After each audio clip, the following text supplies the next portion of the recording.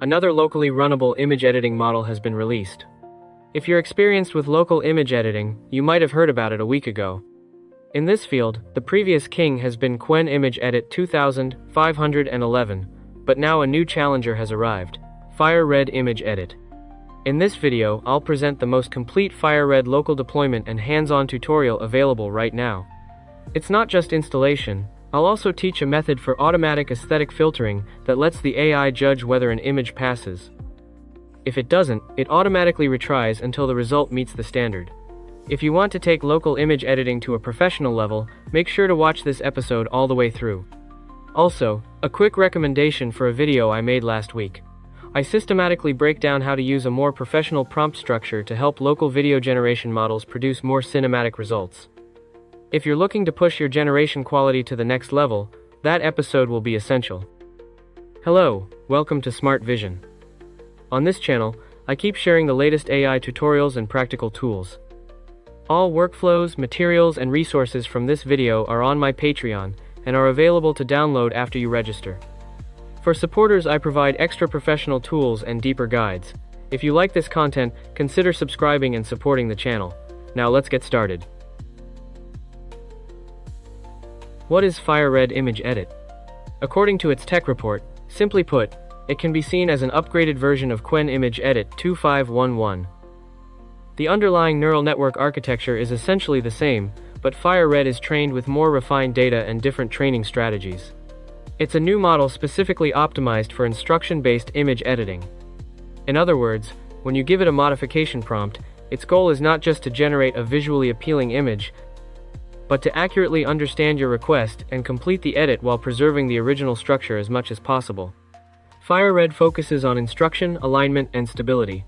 Through stricter data filtering and staged training, it reduces common editing issues such as identity drift, loss of fine details, or broken text layouts.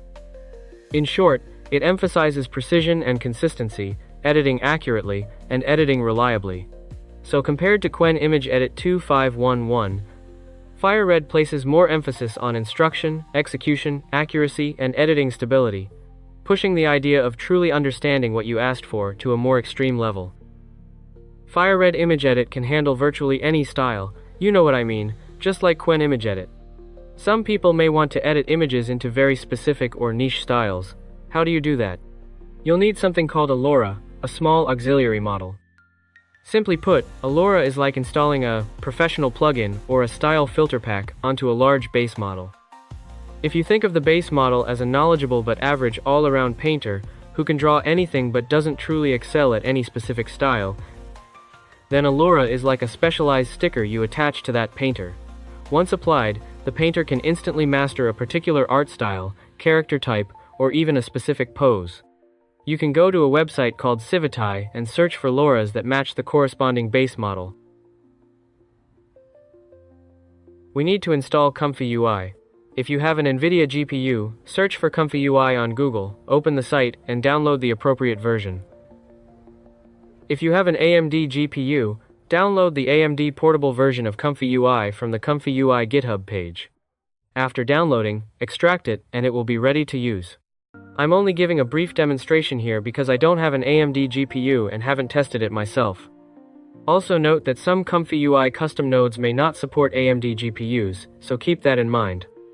Next, we need to download the model. You can download it from this website, and I've already shared the download page on my Patreon. Since ComfyUI now supports offloading, we can download the FP8 version of the model, which is almost lossless in quality, to achieve maximum performance. The speed is still very fast, even though it requires around 20 GB of VRAM. As for the other components, they're the same as Qwen Image Edit 2511. After talking about it for so long, let's look at the actual results.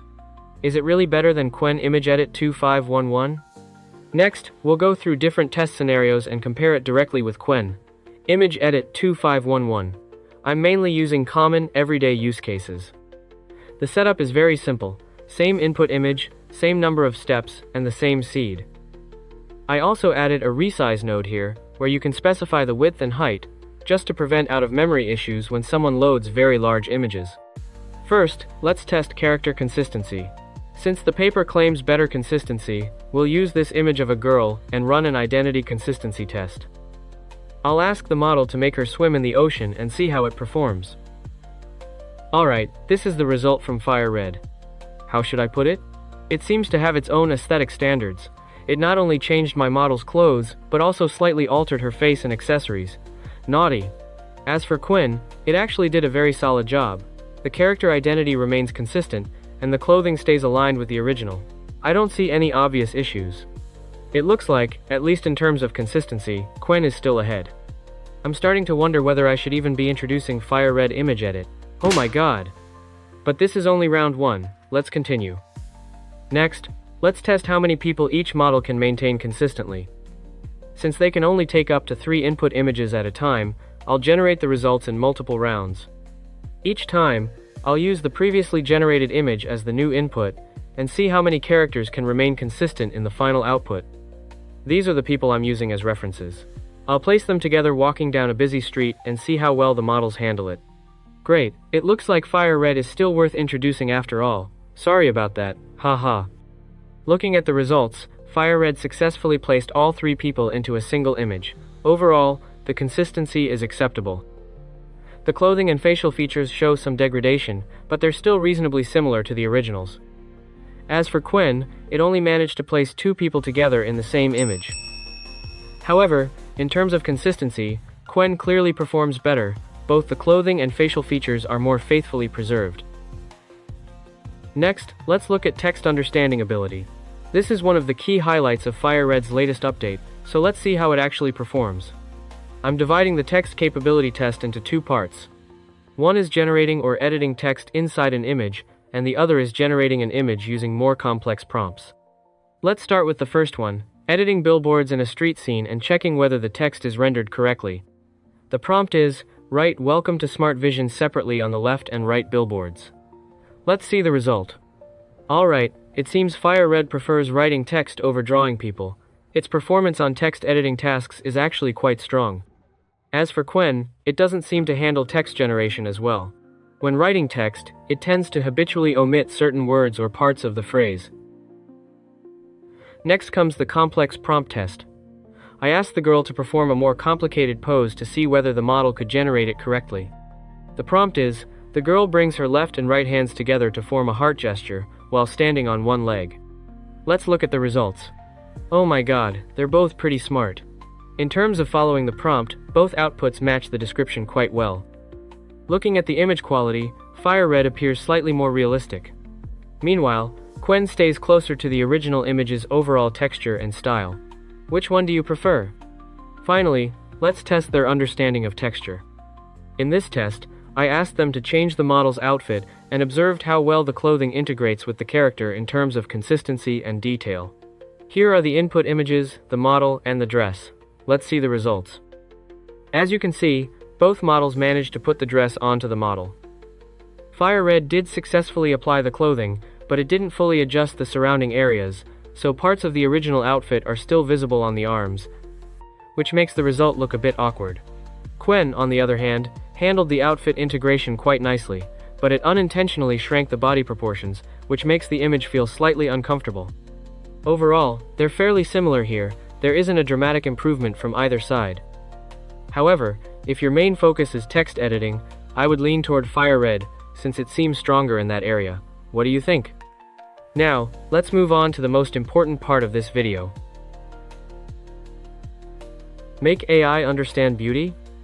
When people use ComfyUI to pull cards, the most painful part is manual filtering. You click Generate, a bad image comes out. You click again, still not satisfied. If AI could judge whether an image is aesthetically good or not, and automatically regenerate it until a high-quality result appears, wouldn't that be perfect?